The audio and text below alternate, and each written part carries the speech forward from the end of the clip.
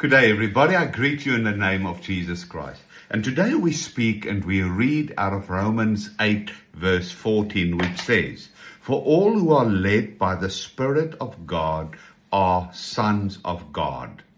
You see, this is a Christian tradition. This verse is understood within the broader framework of theosis, of deification, of spiritual growth, and of participation in God's life. Being led by the Spirit is an ongoing way of life.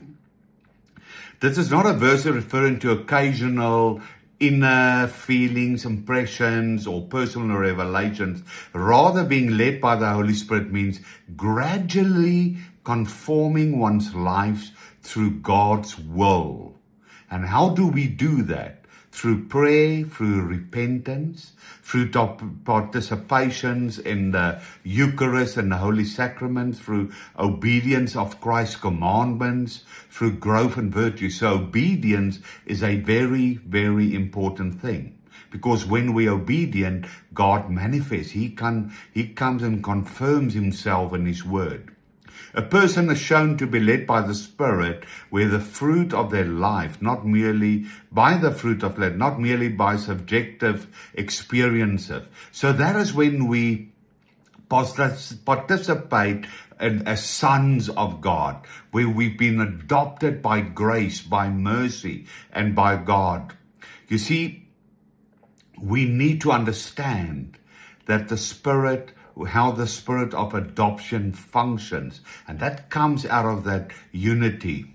You see, through the union with Christ, believers are brought into a filial relationship with the Father. You see, the Spirit transforms the person. The Spirit leads believers away from the flesh, from its self-centeredness, from its fallen desires, from its the desires of the world, and it leads them towards holiness. There's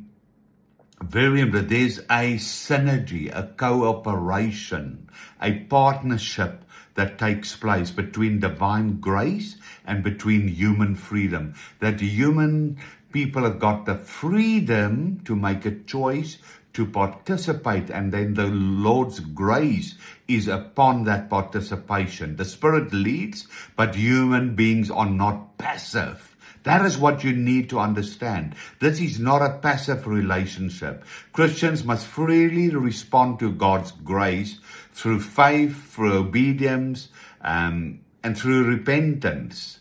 I love this scripture in so many ways. You see, how can I put Romans 8 verse 14 and a summarize it to people? It is, Romans 8 verse 14 means that those who continually cooperate with the Holy Spirit are transformed by His grace and live according to Christ's commandments, reveal themselves to be God's adopted children.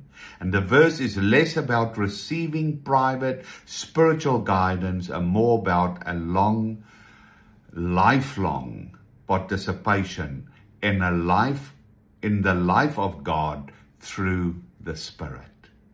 That is why a spiritual relationship is so important, a relationship with the Holy Spirit, and that we all need to realize this relationship is eternal, and it's an eternal need, the Holy Spirit in our lives. We need to partner with it and to participate with it. I bless you.